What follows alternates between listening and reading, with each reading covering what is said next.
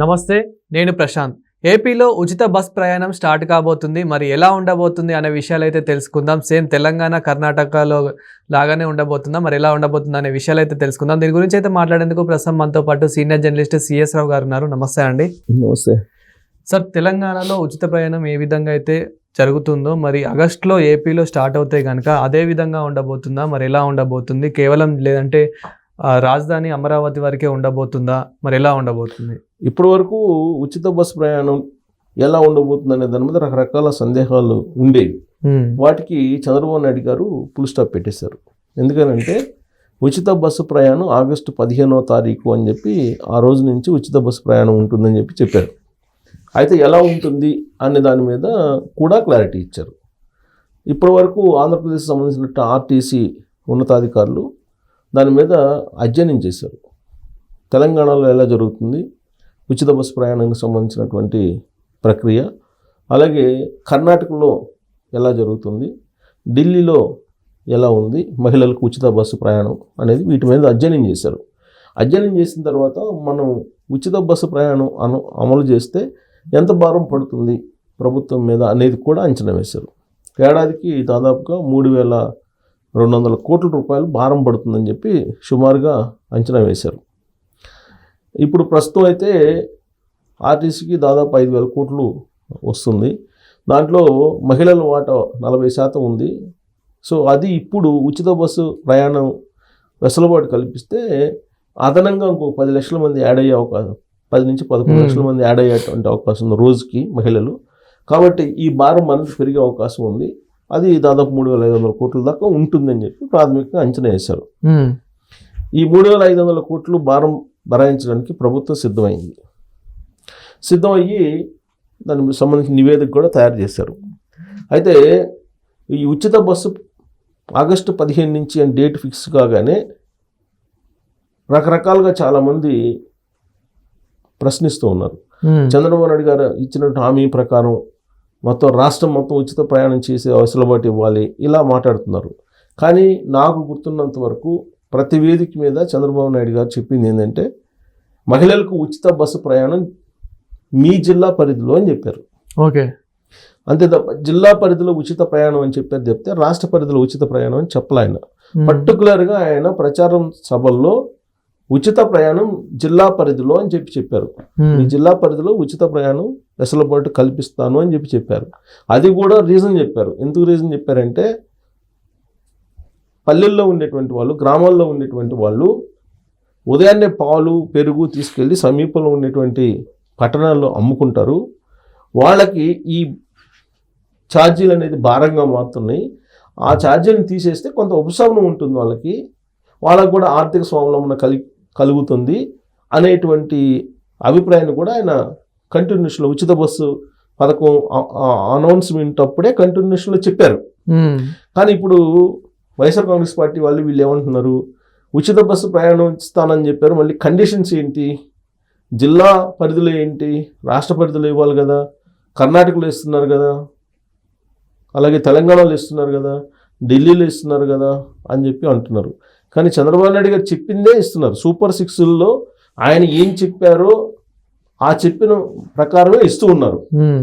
ఇంట్లో ఎంతమంది చదువుకునే పిల్లలు ఉంటే అంతమందికి 15,000 రూపాయలు ఇస్తున్నారు. 10 మంది ఉంటే 10 మందికి కూడా ఇచ్చారు కదా, 6 మంది అంటే 6 మందికి ఇచ్చారు కదా, ఎంతమంది ఉంటే అంతమందికి ఇస్తున్నారు కదా. అంతకుముందు అమ్మఒడి 2019లో ఎంతమంది ఉంటే అంతమందికి ఇస్తా ఉన్నారు, కానీ ఒకరికే ఇచ్చారు ఇంట్లో.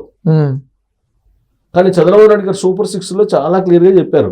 అందుకే చంద్రబాబు నాయుడు గారు ఎప్పుడు ఒకటి చెప్తుంటారు, నేను టెక్నికల్గా ఈ 45 ఏళ్ల రాజకీయ ప్రయాణంలో ఒక్క తప్పు కూడా చేయలేదు టెక్నికల్గా అని చెప్తుంటారు ఆయన. ఓకే, అసలు తప్పు చేయలేదు అని అంటే ఎవరు నమ్మరు. రాజకీయ నాయకులు అన్న తర్వాత ఏదో ఒక రకంగా ఏదో ఒక సందర్భంలో తప్పులు జరుగుతూ ఉంటాయి. ఆయన అందుకే చెప్తారు, టెక్నికల్గా నేను ఎక్కడ తప్పు చేయలేదు అని చెప్తుంటారు. అలానే ఇప్పుడు సూపర్ 6 విషయంలో కూడా ఆయన చాలా స్పష్టంగా చెప్పారు. ఉచిత బస్సు ప్రయాణం విషయంలో జిల్లా పరిధిలో ఉచిత బస్సు ప్రయాణ వెసులుబాటు కల్పిస్తాను, మీరు పల్లె వెలుగులో ప్రయాణించవచ్చు అని కూడా చెప్పారు. ఓకే, సో ఇప్పుడు వీళ్ళందరూ ఏంటి, రాష్ట్రం మొత్తం ఇవ్వాలి కదా, పక్క రాష్ట్రాలు ఇచ్చారు కదా అని చెప్తున్నారు. పక్క రాష్ట్రంలో ఇస్తే పక్క రాష్ట్రం యొక్క ఆర్థిక పరిస్థితి ఏంటి, ఆంధ్రప్రదేశ్ యొక్క ఆర్థిక పరిస్థితి ఏంటి అనేది కూడా లెక్కేసుకోవాలి కదా. మళ్ళీ అదనంగా పురుషులకు కూడా ఉచిత బస్సు ప్రయాణం ఇవ్వండి అని చెప్పి మళ్ళీ సెటరిక్గా మళ్ళీ ఇంకొక ఆర్టికల్స్ రకరకాలు వస్తున్నాయి సోషల్ మీడియాలో. ఓకే. సో ఇవన్నీ పక్కన పెడితే ఇప్పుడు జనరల్గా ఏంటంటే ఉమ్మడి జిల్లాలని యూనిట్గా తీసుకున్నారు. అంతకుముందు 13 జిల్లాలు ఆంధ్రప్రదేశ్, ఇప్పుడు 26 జిల్లాలను చేశారు. విడిపోయినటువంటి జిల్లాలను యూనిట్గా కాకుండా ఉమ్మడి జిల్లాలను యూనిట్గా తీసుకొని ఆ జిల్లాల పరిధిలో ఉచిత ప్రయాణం ఇస్తున్నారు. ఓకే. ఆర్డినరీ ఎక్స్ప్రెస్లో మరి ఇస్తారా ఎవరో చూడాలి, అది ఇంకా ఫైనల్ చేసినట్లేదు. ఎక్స్ప్రెస్లో కూడా ఇస్తారు లాగా ఉంది, సూపర్ లగ్జరీలో ఎవరు కానీ ఎక్స్ప్రెస్లో కూడా ఇస్తారు. ఇప్పుడు తెలంగాణలో ఆర్డినరీ ఎక్స్ప్రెస్ ఆయన రాష్ట్ర వ్యాప్తంగా ఇస్తున్నారు. అది ఆల్రెడీ చెప్పారు కదా, రేవంత్ రెడ్డి గారు చెప్పారు కాబట్టి చెప్పిన దాని ప్రకారం ఇస్తున్నారు రాష్ట్ర వ్యాప్తంగా. సార్ కానీ ఉచిత ప్రయాణం అని చెప్పేసి మహిళలకు ఉచితంగా ఇచ్చి, కానీ ఈ మగవాళ్ళు ఎవరైతే ఉన్నారో వాళ్ళ మీద టికెట్ రేట్స్ పెంచారు. అంటే ఇప్పుడు తెలంగాణలో చూసుకున్నా కానీ కర్ణాటకలో, తెలంగాణలో టికెట్స్ రేంజ్ పెంచడం జరిగింది, బస్ పాస్ రేట్లు కూడా పెంచడం జరిగింది. సో ఆంధ్రప్రదేశ్లో కూడా అదే జరగబోతుందా? ఖచ్చితంగా జరుగుతుంది. జరగకుండా ఎట్లా ఉంటుంది? చంద్రబాబు నాయుడు గారు ఏమన్నా ఇంట్లో మిషన్ పెట్టుకొని డబ్బులు ప్రింట్ వేసి ఇస్తారా జనాలకి? లేదంటే జగన్మోహన్ రెడ్డి గారు ప్రింట్ వేసుకొని ఇస్తారా? లేదంటే రేవంత్ రెడ్డి గారు ఇస్తారా? లేకపోతే సిద్ధరామయ్య గారు ఇస్తారా? లేకపోతే నరేంద్ర మోడీ గారు ఇస్తారా? ప్రింట్ వేసుకుని వాళ్ళ ఇళ్లలో ప్రింటింగ్ మిషన్ ఏమైనా పెట్టుకుని ఇస్తారా ఏంటి? ఈ చేతితోటి ఇచ్చి ఈ చేతితోటి మళ్ళీ తీసుకుంటారు. ఒక మార్గంలో తీసుకుని ఇంకో మార్గంలో ఇస్తారు. అసలు ఇచ్చే దాంట్లో అవినీతి జరగకుండా ఉంటే చాలు, ప్రజాధనాన్ని సొంత జేబులు వేసుకోకుండా ఉంటే చాలు. పొలిటికల్ లీడర్స్ అలాగే అధికారులు వీళ్ళందరూ బతికేదేమో జనం డబ్బు మీద. వాళ్ళు తాగే నీళ్లు కానీ తినే తిండి కానీ ఇవన్నీ ప్రజల సొమ్ముతోటే కదా అనుభవిస్తుంది అంతా కూడా. అంతవరకు పరిమితమైతే పర్వాలే, అవి చారక గుండెలో లింగాన్ని కూడా మింగుతున్నారు కదా కొంతమంది పొలిటీషియన్స్, అలాగే కొంతమంది అధికారులు. ప్రజలు కూడా కోరుకుంటుంది ఏంది, మీరు తినకుండా ఉంటే చాలు అనే కదా వాళ్ళు కోరుకుంటుంది. సో కాబట్టి ఎవరైనా ప్రభుత్వం ఏదున్నా సరే ఇటువైపు వీళ్ళకి ఉచితంగా ఇస్తున్నారంటే ఇంకొక వైపు దాన్ని లాగాలి కదా. ఇప్పుడు మద్యం ఉంది, మద్యం రెవెన్యూ పెరుగుతుంది. ఎలా పెరుగుతుంది మరి మద్యం రెవెన్యూ? రేట్లు పెంచుకుంటున్నారు, లేదంటే బెల్ట్ షాపుల్లో ఇంకా ఎక్కువ మందితో తాగిస్తున్నారు.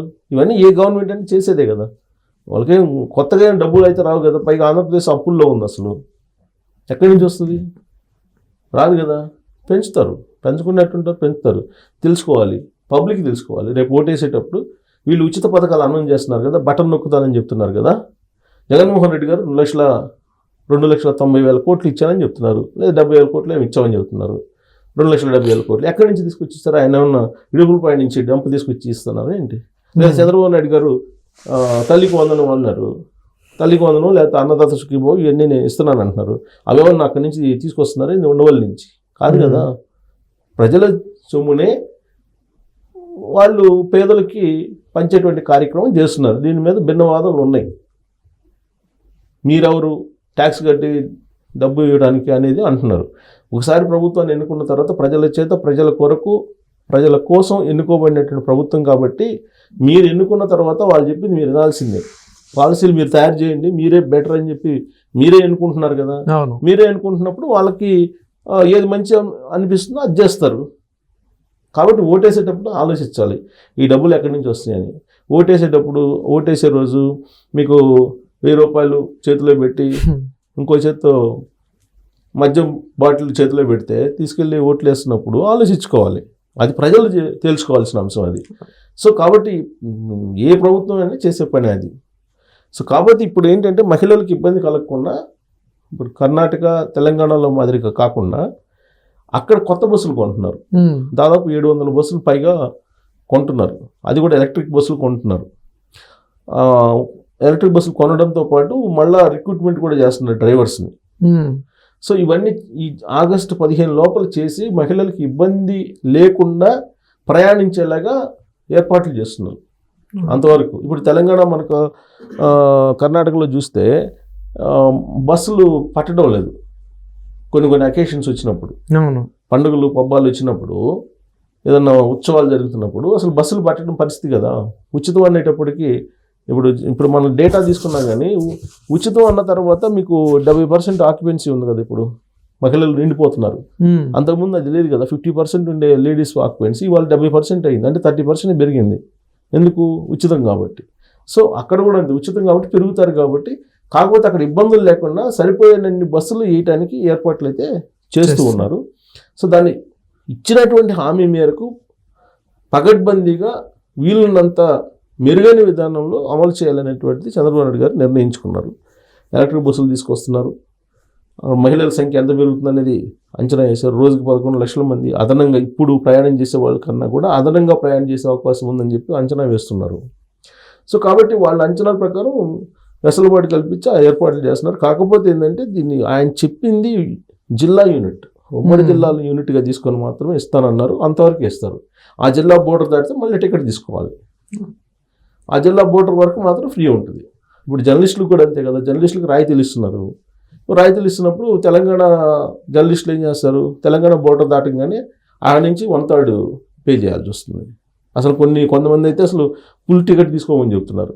స్టేట్ పాసులకి అయితే 1/3 అనుకోండి.